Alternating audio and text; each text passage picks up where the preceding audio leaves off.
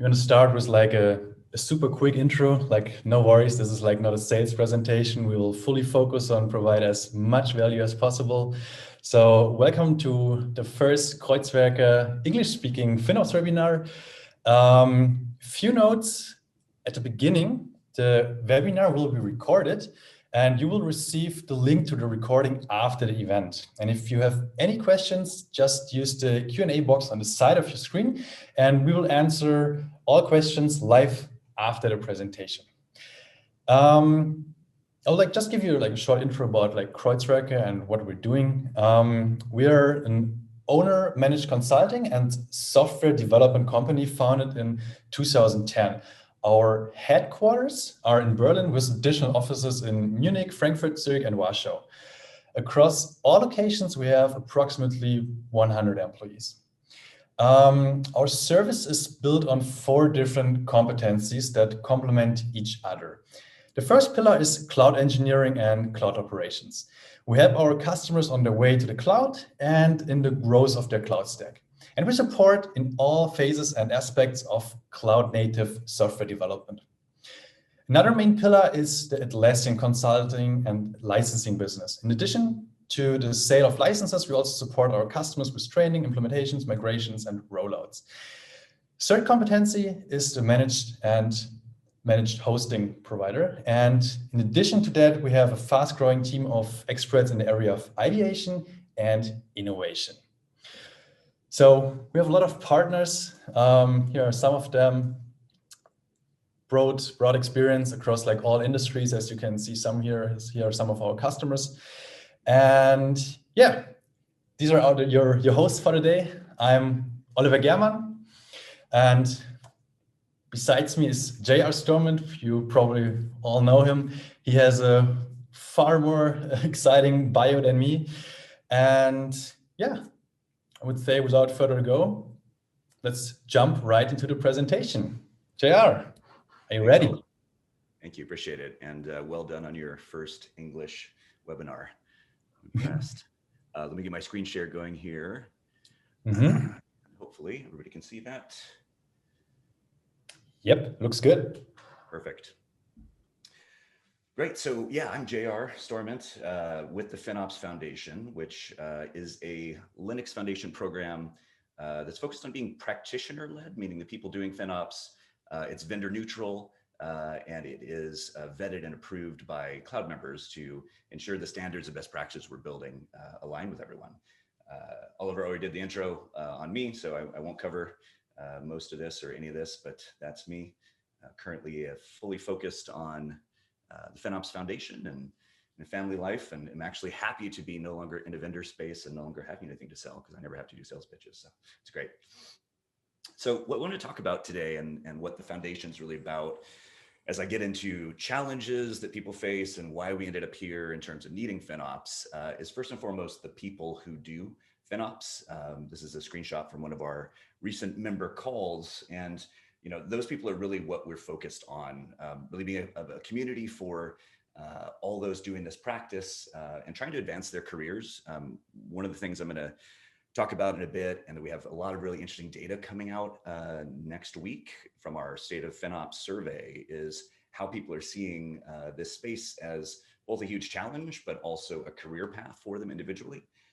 And a lot of the work we're doing right now is sort of helping to define, standards and open source frameworks for those people to execute against that work. So when we ask people, who are in the foundation, and this is a bit of a preview of some of our survey data, what role do you most closely align with in the organization? The majority of those, and there's a bit of a selection fact because they're in the foundation, think of themselves as either FinOps or cloud financial management or some such related term. There's a few different things that people call that, but as a dedicated function for them. But you'll also see there's job titles sort of all across the board. I mean, there's engineering and operations, there's executives. This doesn't show, the bottom of this also has procurement on here. And what's interesting is this work of managing the financials of cloud really is shared across a large cross-functional set of folks. And yet across all these people, when we asked, what's your primary focus as a career, a majority, almost a super majority, said FinOps is definitely where they're headed. And another 25% said it's likely a career path for them. So excited to have you all here talking about this, because it's, I think, emerging as a really interesting discipline. But let's step back a little bit and talk about how we got here, why FinOps as a discipline has emerged in the last decade. And that's really with this core problem, right? That DevOps, with its speed and agility, combined with cloud, which really removed the constraints to get IT resources, those two things broke traditional procurement, right? We're no longer in that world where the CIOs can hold on tight to the budget and procurement blocks purchasing. You know, it's now engineers moving quickly to spend money at will, every minute of the day or every second of the day with infrastructure as a code. And that's not necessarily a bad thing. It's great for innovation, but it creates some complications. And if we think about how we got here sort of over the last 20 or 30 years, almost everybody that we work with, and probably a lot of you, started in that data center fixed cost world, right? Very CapEx heavy weighted, costs were very predictable. And in the early 2000s, we started to see, all the sort of new web companies coming up, right? Amazon and eBay, and these who were starting to move IT from a cost center, right? Moving it from projects, moving IT to a profit center, and actually driving value of the business and driving engagement, moving to products.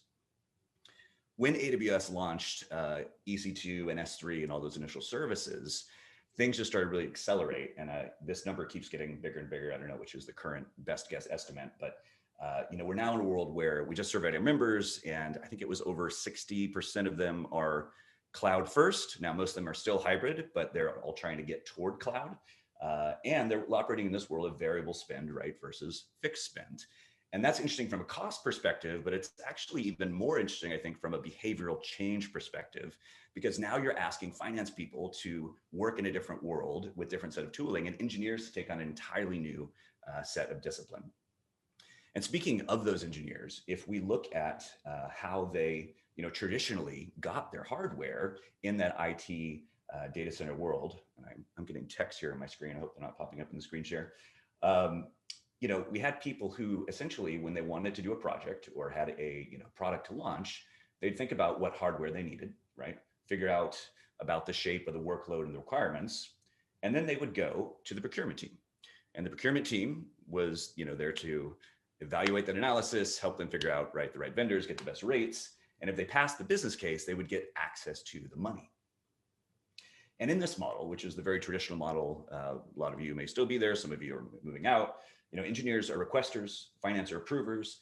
Spend is predictable, but it's very static, which means you can't get quick resources or quick access to resources. And there's very long procurement cycles, creating really a high cost of failure of experimentation. So in the cloud world, we take a few, going from, say, platform teams to service teams or microservice teams. And these teams suddenly now can use the AWS console, the GCP console, whatever cloud they're using, to get quick access to those resources and go straight to the money, often, as I said, as infrastructure as code. So this creates some interesting dilemmas, right, for the finance procurement teams, who their fiduciary responsibility is to manage that money, account for it, charge it back, et cetera. So in this adapted model, where companies start to find, before they figure out how to run it, sort of in a FinOps approach, is engineers can get that access, but finance is stripped of visibility, right? And that spend becomes really dynamic, which is great for taking advantage of cloud, but is less predictable.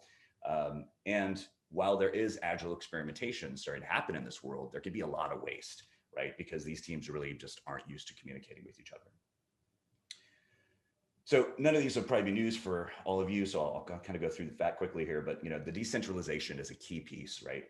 The big cloud spenders that I've worked with, thinking about ones in Europe specifically, may have 3,000, 4,000, 5,000 workloads running, on each cloud provider, and those may be supported by hundreds or thousands of different teams around the world. So the spending is starting to get material. And in fact, when we pulled our data from our membership, we found a number of $1 billion plus a year spenders, a large collection of 100 to 500 million, and a massive amount of 10 to 100 million dollar a year spenders. So these are hitting material spend levels.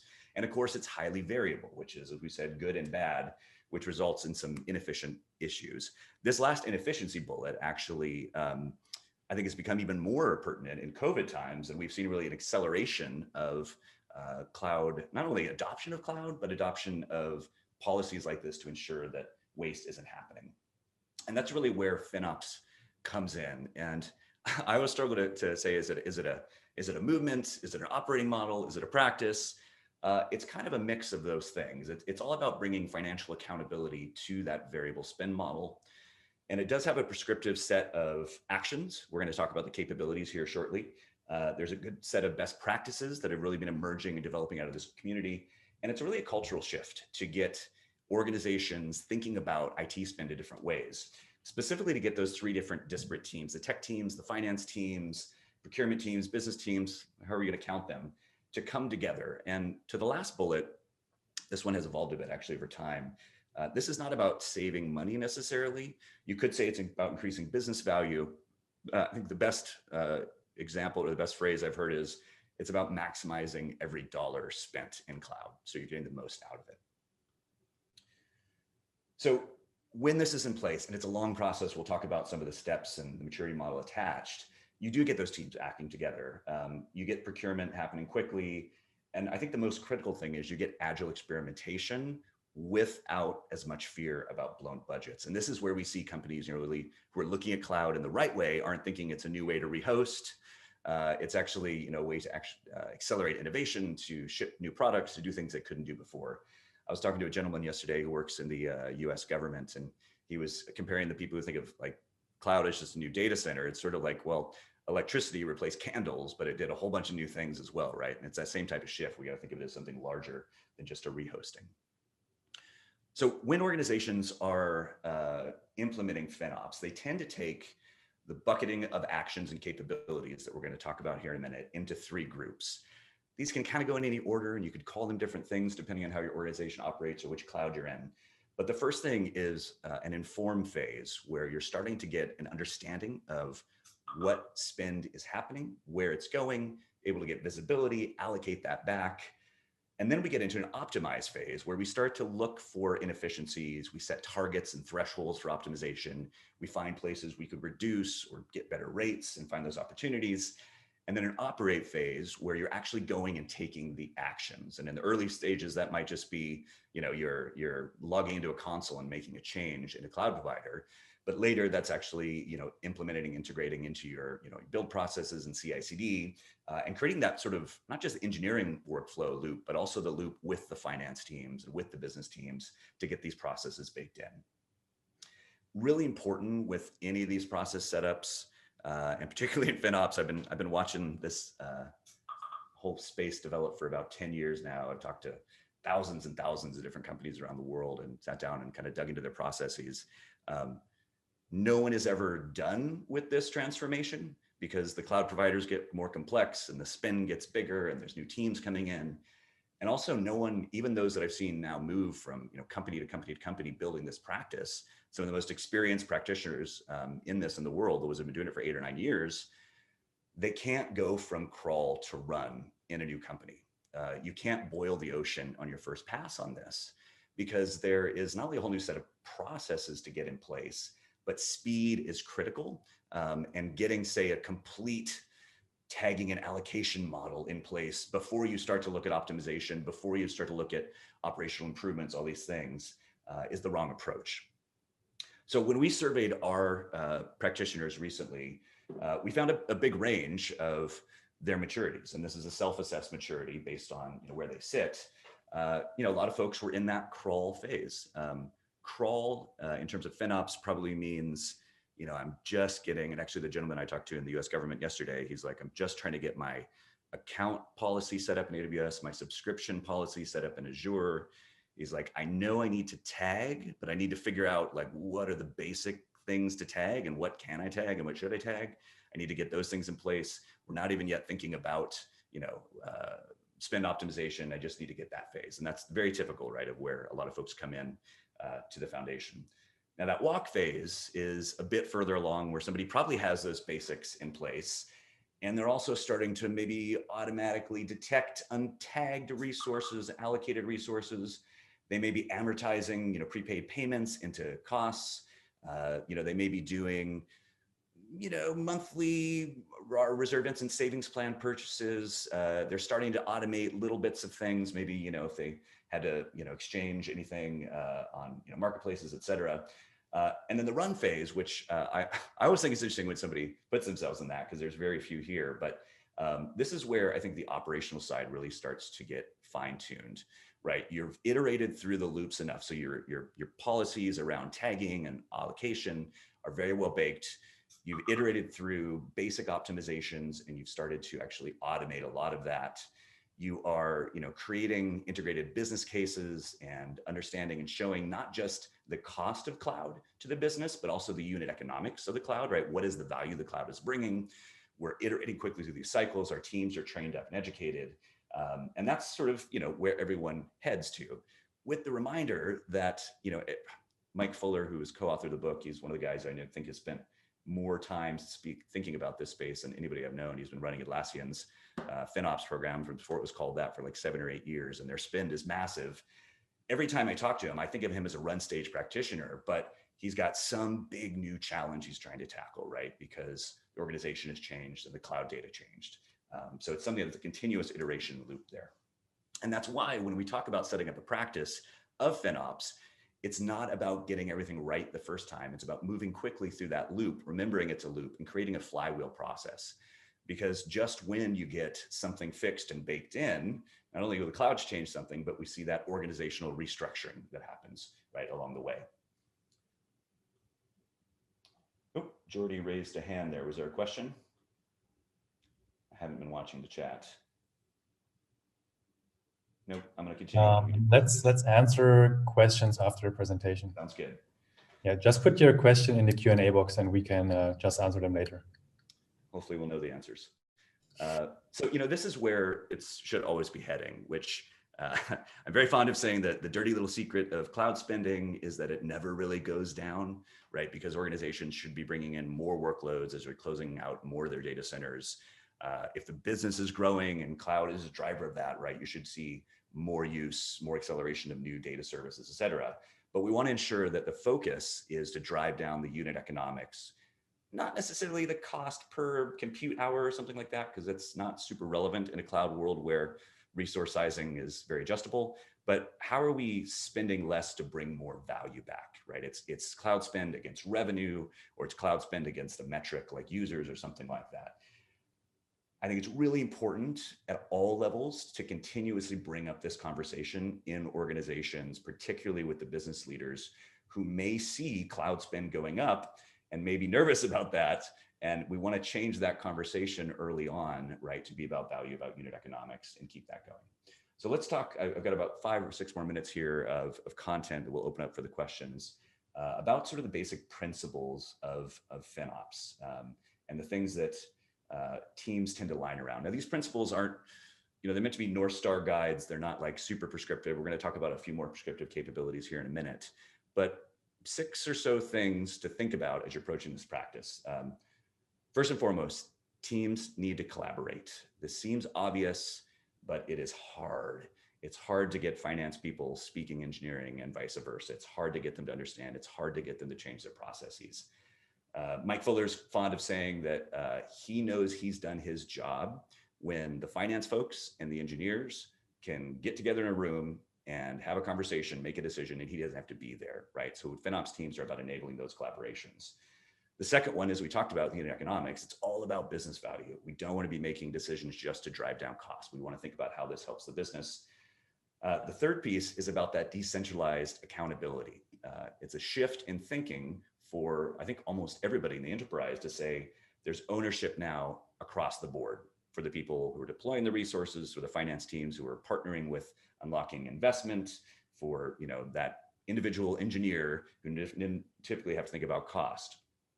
Now, because of this fast sort of decentralized accountability, we need reporting, visibility, what I like to call the sort of Tesla effect, where you get an immediate feedback loop. When you make a change, you can see the impact of that change on spending. So in the FinOps world, we need fast, granular visibility into anomalies and spending and the type of data that historically finance teams would look at, quarterly or monthly closeouts. We need to see this daily, or ideally hourly, or at the moment things are happening. the most scaled teams, or sorry, the most effective teams we've seen out there do have a centralized FinOps team. That's not in conflict with number 3, which is about decentralizing ownership. This is the team that, think of it as, about half our membership, they sit within the CCOE, the Cloud Center of Excellence. They may be called FinOps or Cloud Financial Management or Cloud Optimization, but they're there to drive best practices. They're there to help push through the capabilities out to the organization and to get the best possible rates from the cloud providers for what they are using. And the last bit there is about don't run cloud like a data center, right? Critical piece of this, and actually is a big hard step for most companies, is to get out of that rehosting mentality. It's critical for, I think, the FinOps processes to help the organizations. We start to show and encourage and help out with that move to a more variable hosted model. Cool. So those are the principles. Let's talk a little bit about capabilities. And another preview from some of our survey data. By the way, these are not the final results, which we're announcing next week on our member call. This was from an early set of the first 100 answers. We've got almost 800 answers now from practitioners, but we asked them, what do you see as the biggest pain points that you run into setting up this practice? And we're later going to slice this by maturity phase, or whether it's a finance person, or if they're on AWS or Google or those things. But the biggest theme was around getting engineers to take action, right? We hear this, it's like, no, we have optimization recommendations, we have visibility, we've had the conversations, but we aren't seeing progress, right? So that speaks so much to that this isn't a technology problem. It's almost not even a visibility problem. It is a cultural change, a differing of process. A lot of folks we talk to in this space, they spend more time evangelizing than they do necessarily setting up process and building bridges in the organization to get that type of action happening. Now, you'll notice the next few ones, and actually this, without giving away the final results, this order did change 1 to 5 in the final results, but there were 3 key ones around costs. Shared costs, which are really hard, accurate forecasting. It's asterisk there because it actually, the numbers I think will be higher since we didn't actually initially include that and it was written in so many times. And then full allocation of costs. So we're grouping those together into sort of cost areas. And the last bit of things were around those operational bits, aligning teams together, getting into containers and those sorts of things. So from the foundation's perspective, if you want to join our member call next week, I'll give you some preview on that later. We're going to be orienting our entire year of best practices and content around these top challenges. And the outputs of that work is going to be an update and a revision on this, which originally was the FinOps capabilities architecture. We are building with our Technical Advisory Council now a FinOps framework, which is basically a roadmap for an enterprise to set up an effective FinOps practice, including what these things are, which are capabilities, some of them, technology, some of them process, some of them organizational, but also just what people need to understand about, the right things to do at the crawl stage, the right things to do at walk, and et cetera. So, without reading through all these, you'll see, the capabilities, and we've got a much more granular list that our Technical Advisory Council has been building out, fit into buckets of how do we understand costs? How do we start to scorecard and benchmark those things together? Then how do we start to enable that real-time decision-making, right? So that our teams can go out there and not only identify opportunities, but take action on them, which is a challenge. Then how do we start to optimize usage and rates? And we tend to think of those as separate things because the usage optimization typically belongs with the teams, distributed teams who know what the right workload is, but the rate optimization typically belongs with the centralized FinOps team who's buying the AWS RIs and savings plans or negotiating whatever deals they have with their cloud providers. And then finally, how do we start to align those plans to the business? Building business cases internally, developing decision-making frameworks, tracking and trending that over time. So each of these also will have, and one of the things we surveyed on that we hope to see when we share those results next week, was what KPIs matter. What are the most important KPIs for each of these areas? Some of them, the answers we got were, specific things you'd expect, like reserve instance coverage. Others were about mapping it back to the business, right? How to do unit economics. There were a lot of KPIs about how does the FinOps team itself measure its own progress, setting up its practice or getting allocation in place. So We actually have, I think it's over 400 written in KPI answers from that survey, where somebody actually took the time to answer the optional question. And as part of that, we also have about 450 open answers, open form, but people filled out about how to get engineers to take that action. And it's pretty interesting to see the results, which is, as I said, a lot of it is organizational gaming and getting people aligned around how to make that happen. So I know I'm short on time here. Would love to get. I told Oliver I'd be done at 30 minutes after the hour, but if you want to get involved with the foundation, here's some ways to do that. We do have that member call that I mentioned. It's next week on the 26th. It's members only because we're not actually announcing the survey results until February 3rd. We're going to do an analyst and press push, and there's going to be a microsite landing. But if you become a member, we're going to share the pretty detailed results with the group next week.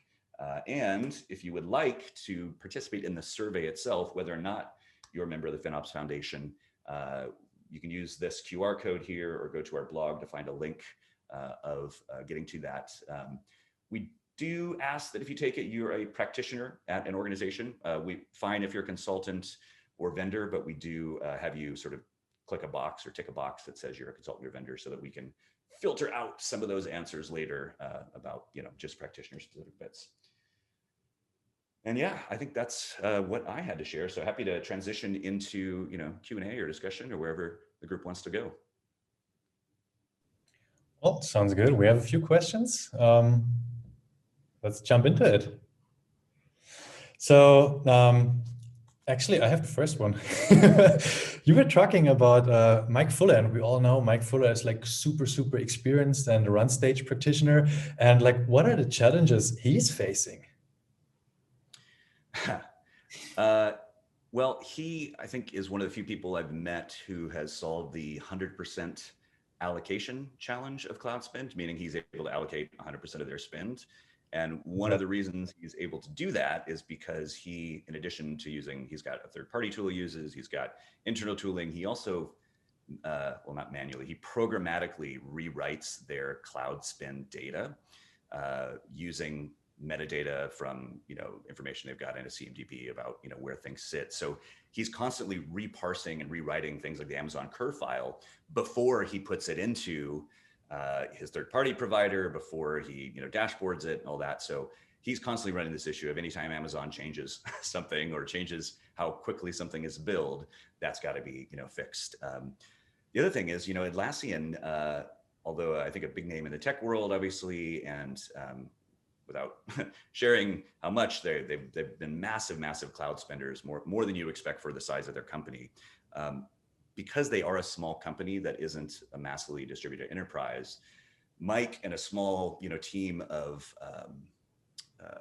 dotted line folks have mostly been able to run FinOps across the organization up until recently. But this year, the company size, the spend levels, all the things transition. So he's actually now stepping, which is a common path for a FinOps practitioner, from a world where he does some security, some FinOps, some other things, into a fully FinOps focused. And he's now building a FinOps team and hiring FinOps analysts.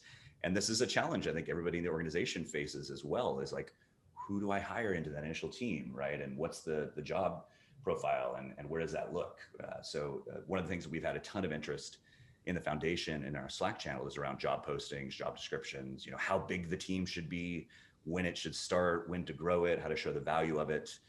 So there's a lot of also data around that coming out in the survey as well. So yeah, challenges never really get done. They just get bigger, right? Awesome. And that was a good intro for the next question. At what stage of cloud spend does it make sense to start FinOps? So does it make sense?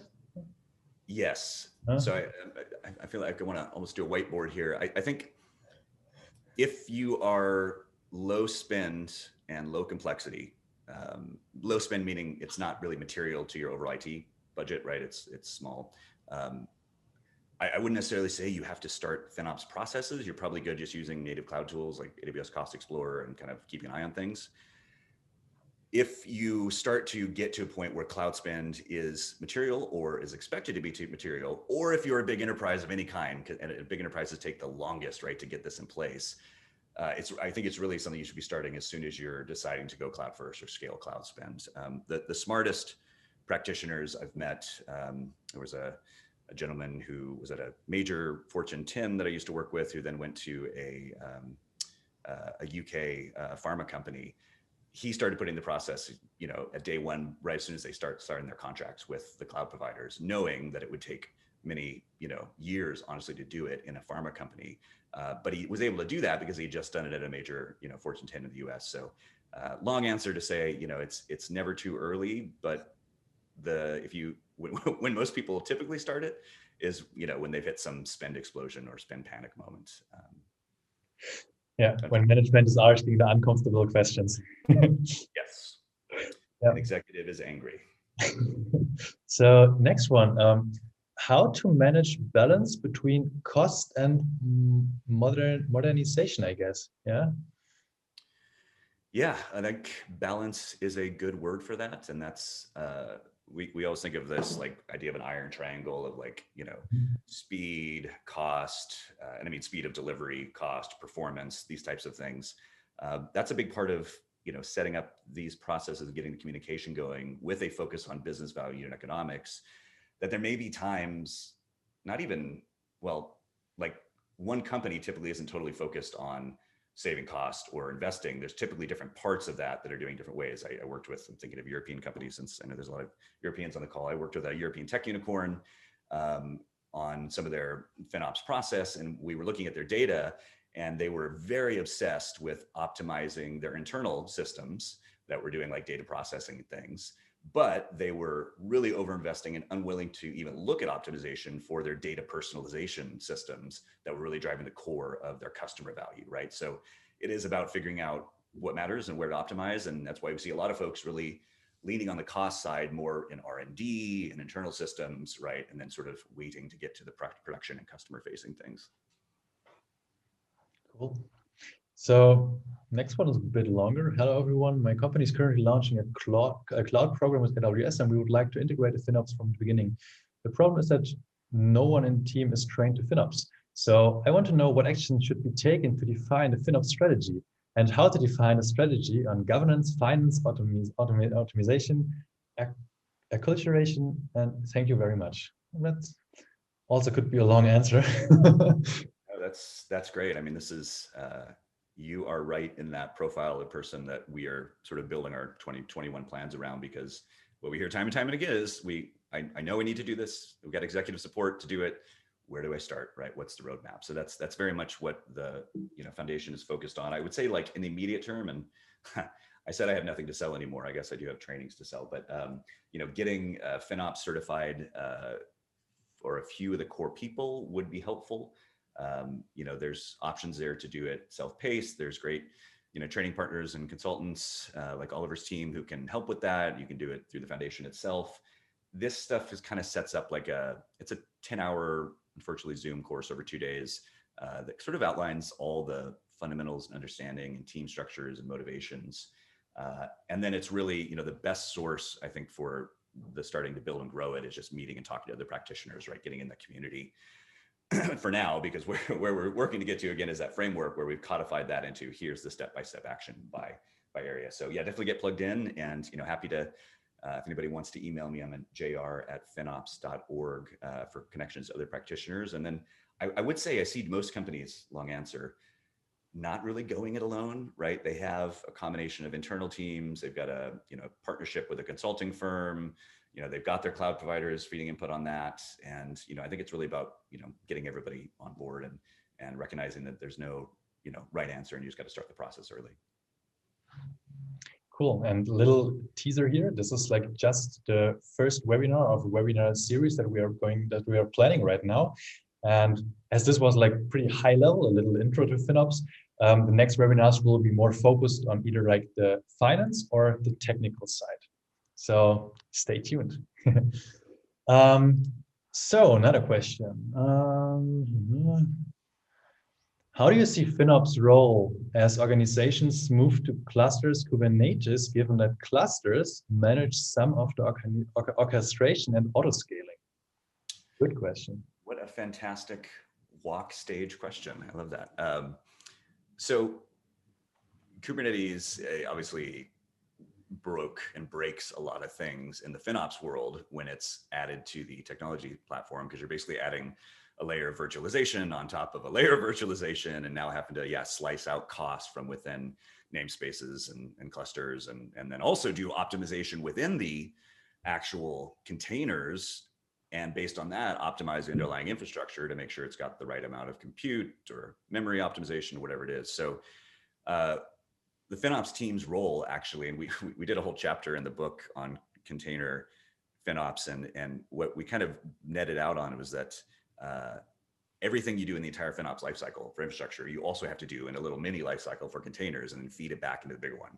So the first thing is for that FinOps team to help define and get allocation, what would be tagging in an infrastructure world, but is maybe, clusters or namespaces or labels in the Kubernetes clusters defined, so you can pull out costs and allocate costs. And then you have to start to look at how to optimize the right amounts of those. And then you have to feed that into that same feedback loop, so you're continuously doing it. So it's actually not that different than the rest of the FinOps team's roles. It's just a different set of challenges. And to that point, if you want resources on that, we did a whole collaboration in November with CNCF and like 6 or 7 vendors and a bunch of practitioners to do a Kubernetes for FinOps white paper. I don't have the direct link here, but if you search FinOps for Kubernetes or go to finops.org and go to the blog, you can probably find it. It's got a good 15, 18 pages on Kubernetes FinOps best practices. It's definitely worth a read. Can highly recommend. You did a great job there. What else? What value adds would you list in order to sell the transition to FinOps in companies? Financial transparency is seen as crucial. You normally work with unit costs? ? So I think this question is around how do we get my executive or my CIO or whoever it is to buy on to building this team? It's a hard challenge. There's a lot of chatter about it in our member rooms, and we actually, when we do the FinOps training, the sort of capstone at the end of the second day is give your elevator pitch to your CIO. In 30 seconds or less, describe the pain, the need, the value the organization will bring, and why you want to do it. So financial transparency is a really critical one. Getting to improving the value we get back. There's the fear factor of not overspending. There's, I think, also for a lot of executives who are, seeing their CIOs or seeing their world as, purely cloud going forward, this is a great way to get thought leadership in the new world, right? So there's a bit of helping them out there as well. We have actually collected about 100 elevator pitches from people in classes who we're gonna go talk to their CIOs and give the pitch. So if you want, I'm happy to share some of those anonymized ones as well via Oliver or via the Slack or wherever else. But it's basically getting down to, we're gonna make sure that you can track the spend, that you can allocate it appropriately, that we get financial transparency, maximize the value, and build the business over time. From my experience, it's always easier to sell pleasure than to sell the pain, because if you approach the CIO or the CFO with, hey, we can optimize our cloud and we can save a lot of money here, it works better if you sell them the idea that we can be more efficient here, we can save money here to hire more developers and stuff like that. That works mostly better than just focusing on the pain points. You said it better than I did, I think, which is reinvest to hire more developers, right? And that's such a key bit of, yes, we're going to be saving money, but we're going to be investing in ways to accelerate the business. And that's what we want to get people thinking about, rather than just cutting costs. All right. Well, there are a lot of questions, but we have a few more minutes. So how do we manage the additional cost for cost optimization by bringing new people and associates? Good one. That's a pretty good one. Oh, sorry. And I was looking at the chat when you were reading that. Let me read the last one. How do we manage the additional cost for cost optimization by bringing new people and associates? Yeah. So, sorry, and I'm still looking for the right. Is this a question around how do I get new people in order to help manage that process, or how do I manage it as the organization grows? I mean, you need manpower for FinOps and cost optimization, and these people want to get paid, right? Yeah. So I guess just to clarify, thinking about that from the team aspect, it doesn't usually start with a dedicated person. It usually starts with somebody.